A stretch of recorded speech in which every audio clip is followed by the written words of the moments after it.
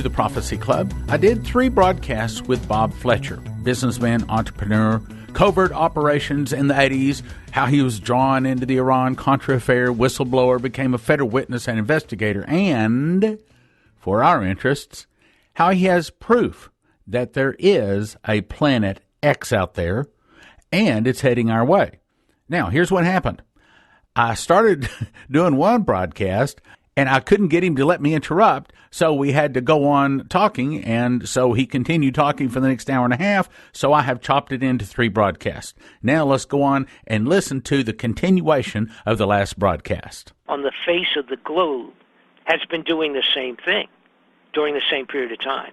Every major nation has been building underground hideout survival facilities. And the Chinese have utilized thousands of ancient tunnels that they already had going back to antiquity.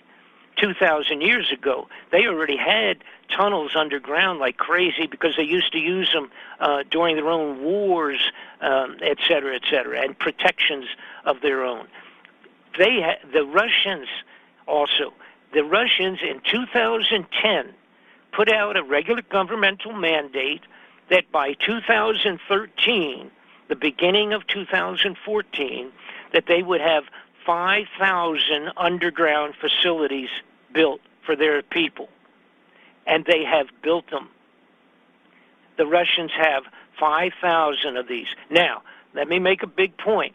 These facilities that I'm referring to in Russia are smaller facilities for a multitude of the general public and et cetera, et cetera.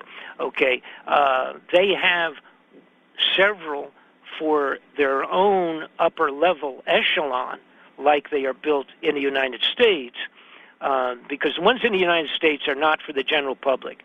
You're all going to get locked out when this thing comes around. Period. We're going to be locked out and stuck up on the top of the ground. But down underneath in Russia, they have one facility that will accommodate 65,000 people. And I have all of that in my DVD. I show you where it is, the name of it, photographs, pictures. I have photos of the Chinese underground facilities, the Chinese tunnels, and they have they have tunnels in China where they're actually storing entire battleships and submarines and aircraft. That's how large some of the ones in China are. So we have the whole world at the upper level of the governmental oversight building holes in the ground for their own survival. So, again, this was, when I finally realized this, I said, okay, well, there's no question. And they can say what they want to about Planet X. A lot of people say, well, how come I can't see it? Well, I don't want to get into all of that, but you don't see everything in outer space. And number one, this one does not generate its own light. It's not a sun, and it's not close enough to a sun to reflect any light at this point in time. So the only thing that works is an infrared telescope of either that's been sent out in outer space, which, by the way, we have a good handful of them that secretly out there that are infrared. But how about this one for those people that say, how about the religious side of it? The Catholic Church the Vatican built a few years ago a huge infrared telescope in Arizona. It's owned and run by the Vatican, and it's called Lucifer. That's their name. That's their name for the huge telescope in Arizona. So how long do we have before this 10th planet hits or comes near the Earth? Okay, well, unfortunately, the bulk of the opinion is kind of broken down into 2 or 3 stages, but the most likely date, again, now this is not myself, these are experts that have been into this for a long time. The most likely potential earliest date literally will be next December of this year, of 2015, that it will be seen as an incoming star. It will take 4 or 5 months, and it will be closest to cause trouble in March and April, that period of time, the Passover, period of Passover. If it doesn't appear at that time, then the next, a little less likely, would be a year away at the next December through March period of time, April period of time, 1 year on. So it's either at the end of this year or one more year away. And that's because all of antiquity has recorded historically that that's when these events took place during the period of March and April. All right, now let me ask you a question here, because it sounded to me like you said 3 dates. You said either the end of this year or March, April, sounded like 2016 or December, March 2017. Can you clarify, please? That's correct. Well, what they're saying is the most likely is this next first sighting this December for 2015. 2015. That's correct, with the final close pass would be, of course, a couple months later, March and April. Or March and April 2016, right? That's correct. In other words, just take about 4 or 5 months for it to be December sighting, and then January, February, and then March and April will be in the backyard. And then the third possible sighting could be December, March 2017. Yeah, all of the figures would be from the December to the March and April period of time. So if it doesn't happen this year, it's not going to happen in June or July. Okay. It's going to happen in the next December to March. All right, let me say this again clearly and make sure we got it right. Either latter 2015, March, April 2016, December, March 2017. That's correct. And that seemingly is mostly agreed upon by all the people looking at it. And now here's the big deal that I have to, and we've run out of so much time here. I'm saying, apologize. We'll have to get back. But a big deal is now that they have to have martial law in effect before the December sighting. By amateur astronomers all around the globe.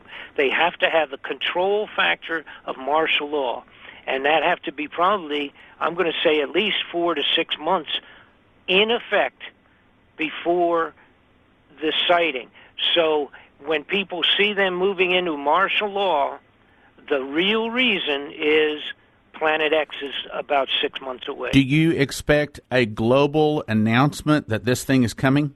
Absolutely not. They can't do that because people go totally berserk on this entire globe. So they will deny all of that when the rumors start getting really. They're already, just since I came out with my my DVD 2 months ago, the increase in activity on the websites globally is mind-boggling. It's triple, quadrupled in terms of material. Not all of it any good, but nonetheless it's there. But my point is, they cannot at any time, even after they have martial law, they're going to put martial law in because of a potential war with Russia, extraordinary terrorism across America, or the Ebola or similar disease. One of those three things will be the reason for the martial law. They're not going to tell people that it's because of the Planet X. And then once they have martial law, they'll end up going underground at the appropriate time. They'll all disappear and do synthetic reports from underground on television until the point in time when there is no television, because it's going to totally destroy all of our satellites. There will be no TV, no transmission of anything. So you're saying this is connected to the end time. This is connected to Wormwood and Revelation and right. The 7-year tribulation, all of that. Mm-hmm. Right, so, absolutely. It's all the same. It's all the same thing. So you have to realize once this thing comes in, we're talking, and by the way, we already have volcanoes and earthquakes going like crazy. People, they're not reporting. Nobody pays attention. I mean, all you got to do is kind of look into it, but nobody does. Oh, we're starting to pay attention here in the DFW area. We've had 36 earthquakes, in the last 60 days here? Oh, yeah. The earthquakes are going crazy, and you just look it up, and you see that the numbers of them is mind-boggling. It was on NBC 2 days ago. They said, we talked about the volcano again blowing one more time in Greenland, Iceland, like crazy. They showed pictures, and then they said earthquakes taking place in Connecticut, which they never had ever in the history of Earth, for crying out loud. I know that the Bible says that there's going to be signs in the sun, the moon, and the stars, and upon earth the sea and waves roaring, and men's hearts failing them for fear for looking after those things that are coming upon the earth. And that word for perplexity, it means that mankind can't solve it. Now, I can understand something possibly from the earth affecting the moon. I can't understand how the earth could affect the sun, and I sure can't or understand how it could affect the stars. The Bible says that the stars will withdraw their shining. Matter of fact, here I got that verse. Let me just read it to you. Joel 2:10 says, "The earth shall quake before them, the heavens shall tremble, the sun and the moon shall be dark, and," here's the point, "the stars shall withdraw their shining." Now, I can't understand how anything from the earth could possibly make the stars withdraw their shining, unless it is another planet out there that has a very high gravitational pull, so strong that as it nears the earth, of course, we know that magnetism can bend light. So what if this other planet, this planet X, Nibiru, whatever you want to call it out there, is so strong, the magnetism, that it bends the lights from the stars toward it, so that when we look up into the sky, we can't see a star shining? There's combinations of things here now. This would have such an effect. First off, the potential of the gravitational effect, bending light, is absolutely a reality. Some of the stars that we see alongside the moon, all right, actually are behind the moon. A few of the stars that we see on a regular basis are actually behind the moon, and the light's being bent so profusely that we see them as if they were alongside. So I think you're saying, yes, that theory is correct. So I'm saying, number one, that is a potential. The other one is, in terms of the disappearance of the stars, is that we will have this will cause the volcanic activity in maybe, it's very difficult to kind of do a figure on this, but we only need 4 or 7 serious volcanic activities to block the stars for 6 months in terms of blowing stuff up out of the volcano itself. If Yellowstone blows its top over here, it will block the stars across the entire United States for possibly a year. So it's very likely the stars will vanish from our sight because of debris in the sky. Okay, just putting that in a rather simplistic possibility for that. Okay, even forgetting the potential of gravitational effects, but we will have tsunamis that will take place, number one, just from the gravitational pull of Nibiru coming close. It will yank the waters out of the seabeds. But to add to that, we will go through, and by the way, we have this figured down exactly, and it's not my figures, these are scientific figures, that the Earth will travel through the tail of this potential, the passing of Nibiru, 2 times, 155 days apart, because that's how long it will take for it to make its journey around the sun and then back out again. We will go through it twice, and it will take 1 hour for the Earth to travel through it. This is going to be a tail filled with meteors. So we are going to have unbelievable meteor storms. One good meteor, just a small to medium-sized meteor hitting in the ocean will cause a tsunami that we've never seen in modern history. One of them. And we're going to go through this junk, space junk, for an hour. That's how long it will take to pass through it. Let me give you another one. Isaiah 24:18 says, The windows from on high are open, and the foundations of the earth do shake. The earth is utterly broken down. It is clean dissolved. It moved exceedingly, and the earth shall reel to and fro like a drunkard, and shall be removed like a cottage. And that cottage means like a excuse me.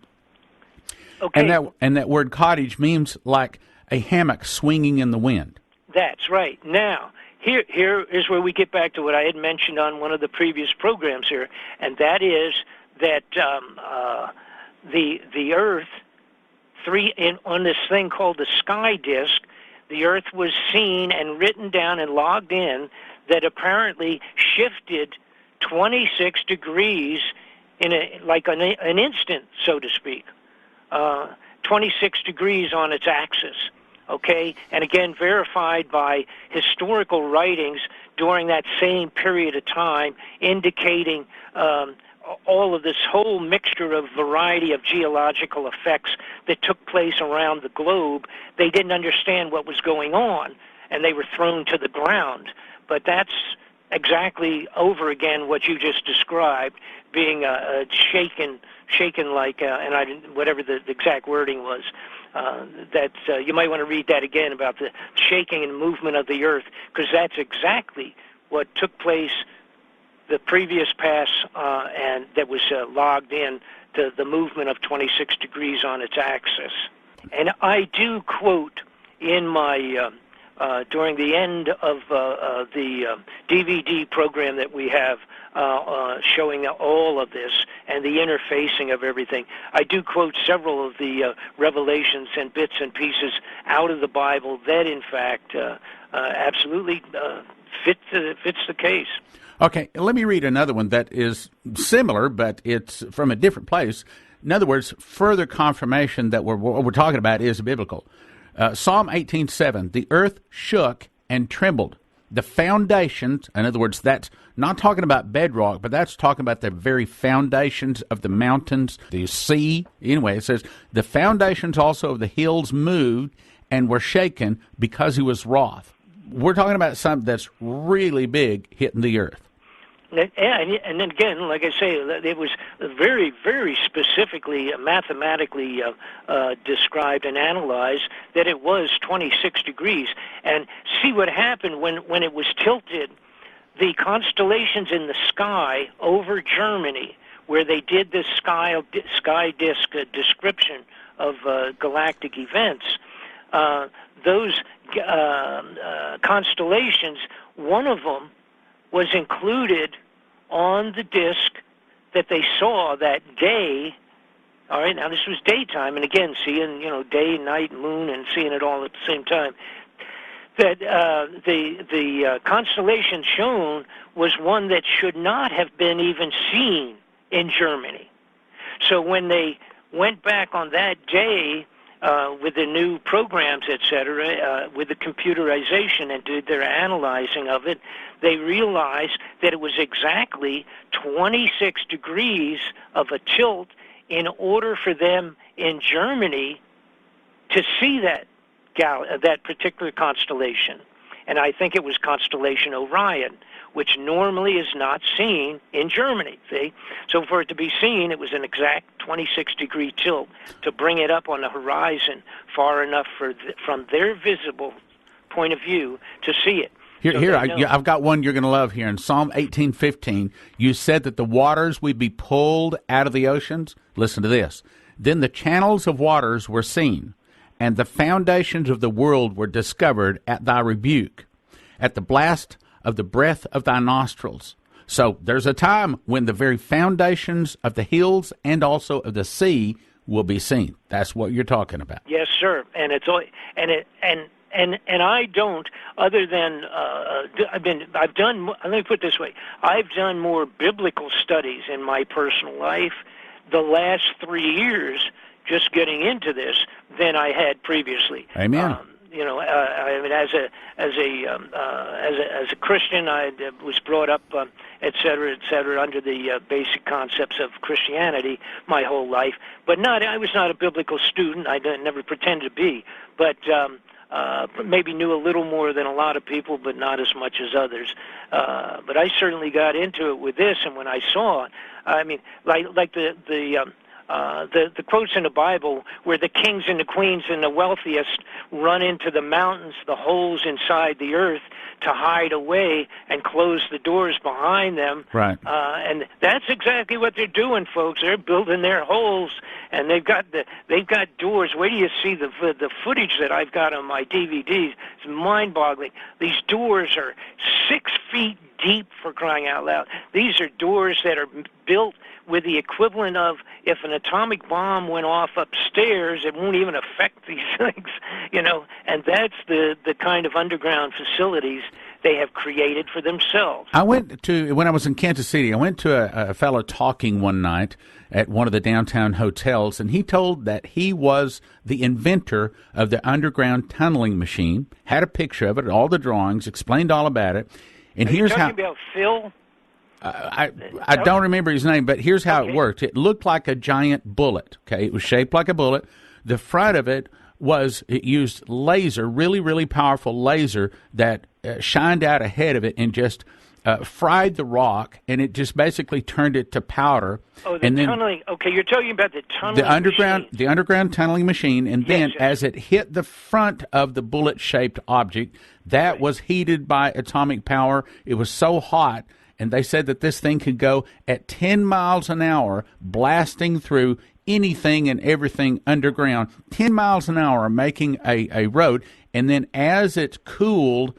Of course, it was just molten, but as it cooled, then they didn't even have to put any concrete around it because it was a nice, round, smooth, clear, melted. In other words, the very part that was melted, that was blasted, became the edge. Solid side. Right. Yes. All right. Now, I have all of that equipment you're talking about. I have all of that in the DVDs as well, and I explain it as well. Wait till you see the Chinese, the ones that the China has been using are even bigger, and the ones that we are using now, I don't know when it was that you went to your meeting there, but the ones that they're using now are so large they can punch a hole, and also they're moving faster than they used to, that they can go right through solid terrain, whatever it is, and pull that back out, and they have a hole big enough for 18-wheeler 40-foot trucks to drive right behind it, so to speak. Have you been in any of these underground facilities? Yes. The only one I was able to get into, I snuck in myself back a long time ago, back in 1995, in the underground facilities below the Denver airport. So who are the people that get to go down in this in the time of trouble? It's strictly the very upper crust, the wealthiest people, the heads and the leaders of all the biggest nations, of course, and Europe, by the way, they've been doing it as well. So it's all the leaders, and then some of the top scientists and some of the most intellectual, et cetera. And they're not even sure how long they have to be under there. So it's interesting. It all might be, for them, it may turn out to be futile. There may be a big waste. Maybe they may have to stay under longer than they ever imagined. But since they're spending other people's money and they could care less about, they're rolling the dice that they will, in fact, survive. Well, let me just continue reading what it says here. And I'm reading from Revelation 6:16, and it says that these guys run down into the holes and rocks, and they say, fall on us. They're saying this to the mountain. Here, I'll read it. And said to the mountains and the rocks, fall on us and hide us from the face of him that sitteth upon the throne and from the wrath of the Lamb, for the great day of his wrath is come, and who shall be able to stand? In other words, my opinion, my interpretation is that's when Jesus returns. Well, and they will be the ones that will find out, because the bulk of the persons at the highest upstairs, so to speak, on the surface, it'll be a huge numbers of people that are going to perish in this thing. By the way, see, they also have discovered with totally separate studies, astronomers can't figure out all of the planets, starting out way back. They don't call them a planet any longer, but it's far out where Pluto is. All of the planets have been changing in the last year. And what I'm talking about is their temperature, the chemical structure on the surface, and all of these things that they actually measure with satellites that has been sent out there to do it, and to keep track of the orbits, etc. The orbits have all varied. They're jumping around, fluctuating. They're having storms that they've never had before on the surface of all the different planets. That's the effect already of Nibiru starting to push its way back from through what they call the Oort cloud, O-O-R-T cloud, way out. That's a cloud that actually surrounds the entire solar system. All right. So as it punches its way back in, another point, we've had more meteorites and falling stars, shooting stars. We've had more of that than we've ever had in 100 years. All right. All of these things are already direct effects of the intruding return of Nibiru. In Miami, Florida, as of a year ago, or 6-8 months ago, whatever, they had to start installing water pumps in Florida at Miami Beach, because of the high tides today. The high tides in Miami are so high, they're coming in 4 to 6 blocks into the city of Miami Beach Than they ever have. And so yes, and it's causing literally, it's like a daily flood, if you could imagine. So what they've done is they've spent multi-millions of dollars out of the state budget to put pumps in to try to aid in pumping the water out in Miami. That's already today. Now, where's that water coming from? It's coming from melting glaciers. The glaciers around at the highest and the lowest points of the globe. I'm going to stop the broadcast right there, but I'm also going to tell you that we intended to make 3 30-minute broadcasts, but it turned into an hour-and-a-half talk. So I have to cut the broadcast into 3 broadcasts. But it is really good, and I recommend you call, and I'm going to make you an amazing gift offer right now to get 2 DVDs regarding meteors. The first one is Catastrophe, Meteor, Tsunami, and Earthquake. As you recall, about a year ago, we had Prophet Efrain Rodriguez in from Puerto Rico, and he had been shown a vision that a large meteor is going to hit near Puerto Rico and cause a tsunami 1,000 foot tall at Puerto Rico, and it will go all up the eastern coast of America, anywhere from 200 to 400 foot high, and will go inland as far as from 20 to 100 miles. And I believe it also hits an earthquake fault that runs up the Mississippi River Valley to the Great Lakes and will split America wide open from the Great Lakes all the way down to the Gulf of Mexico, and cause much of the West Coast from California all the way up to Alaska to fall into the ocean. And I talk about that and lots more on Meteor, the Destruction of America. And in this DVD, I put together the rest of the picture, quoting 6 people that saw a large meteor hit Puerto Rico, 5 people that saw a tsunami hit the eastern coast of the United States, 7 people that saw America split into 2 pieces, and 4 people that saw that large chunks of California fall into the ocean, and 9 people saw that it was because America causes Israel to be split. Now, these 2 DVDs, valued at $30 each, amazingly, we're making them available today for a gift of $30. That's right. Get one, we're going to throw in the other DVD free. And it all has to do with today's topic of how there is a 10th planet out there that could very well be what sends the meteor and all of the rest of the destruction. So you can go to prophecyclub.com or call 785-266-1112. Ask for the Meteor gift offer. The Meteor gift offer. Thank you for listening. Thank you for your prayers. And thank you for your gifts of support. God bless.